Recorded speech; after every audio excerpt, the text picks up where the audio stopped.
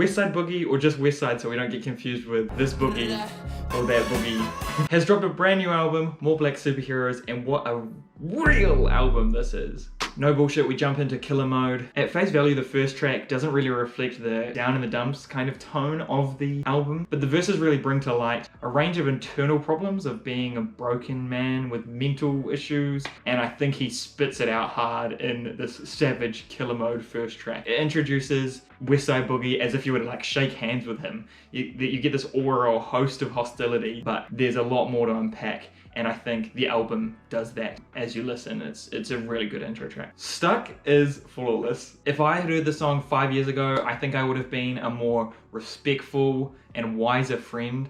It reminds me of my day one bro who put me on to Westside Boogie actually. If this beat wasn't so hard, I'd probably just cry. It's so good.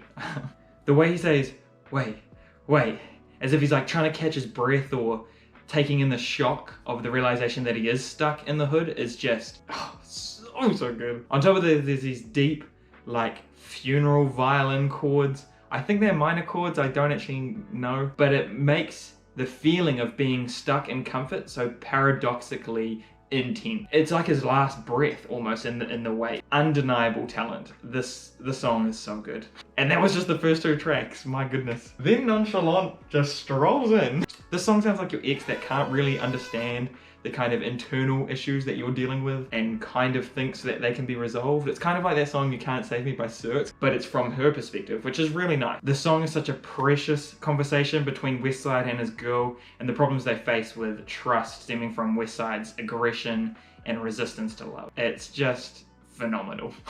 Westside then responds to Nonchalant with Lol Shaking My Head, and he actually kind of addresses some mental issues that he describes as that he can't shake. I think it's so real and just a perfect response to already such a great album. But then his short bit of softness and vulnerability is just interrupted by "It ain't no way you still a bitch ass nigga and you be in therapy." Which makes me so angry. I hate that line so much. How is a man supposed to open up? How is he supposed to be vulnerable when he hears that? Westside himself is also angry, and the second half of the song shows that anger. Literally, this quote, this line from the second half of that song deserves 5 seconds of silence. Can't Even Lie is good, but when the bar's already set so high, you know, it's tough to beat. Soulja Boy jumps on this track, and so does Snoop Dogg on Windows Down a couple tracks down the line, and I am disappointed with their features. They do that thing where they just say the same line that's in the hook and start their verse like that, and it's like, you better do it harder than the main artist has just done, or else it won't hit as hard. Unlike, I think a conversation is such a better way for a feature to jump in on a track. You know, when they hit the chorus and then they kind of reply to the chorus rather than just repeating it, like this song. I'm in that trance, relax. Prideful 2's got that Bruno Mars type beat at the end of it. It's so nice. Pride's just so good.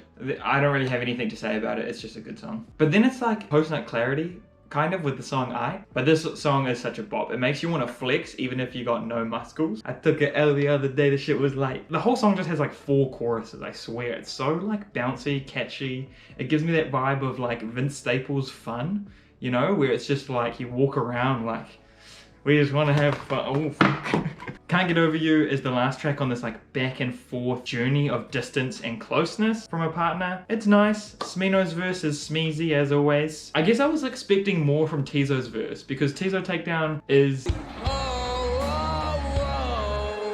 The last third of the album is not as breathtaking, but it's still good. The interlude is pretty average. Something Strange has some good snippet verses, but the chorus is not that catchy, so it's just a little bit of a miss. The drums in Windows Down are phenomenal. I think it's the details that make it sound like you're sitting in the car and the beat is like bouncing off the car and you literally need to roll the windows down, let out the smoke. Like, it's a really nice track. But then Snoop Dogg comes in and he starts rapping about some girl who likes his style, and I think it does not fit the song at all.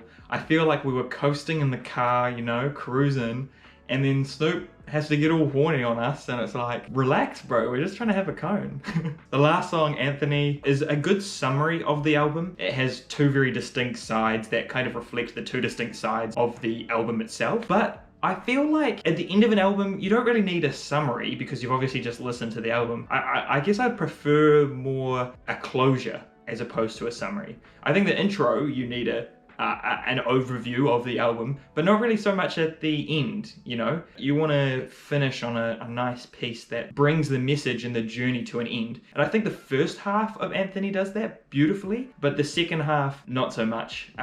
I wish he had just left it with that first half. Overall, this album is a beautiful display of someone's craft. I'm blown away. Westside Boogie's ability to depict his emotions in such a structured, conversational, delicate, yet hard way is just, it blows my mind how well he has done on this album. The hard work of the album is so evident, like from the production to the verses. You can tell this album hasn't just been shat out. So thank you, Westside Boogie. You've probably saved hundreds of thousands of lives of kids. You are truly a superhero that needs saving. And I think so many people can relate to that. People feeling like the main character, but also dealing with their own issues. The more I've been listening to this album, the more I'm like, this is better than the Hitachi Magic Wand tier. Like, you know, it makes the Hitachi Magic Wand look like a stick or a twig. Like, this album is really good. I mean, there was that second half of the album which wasn't as hard hitting, but I think it was still so condensed that it didn't feel like it was heaps of extra songs that shouldn't have made the cut.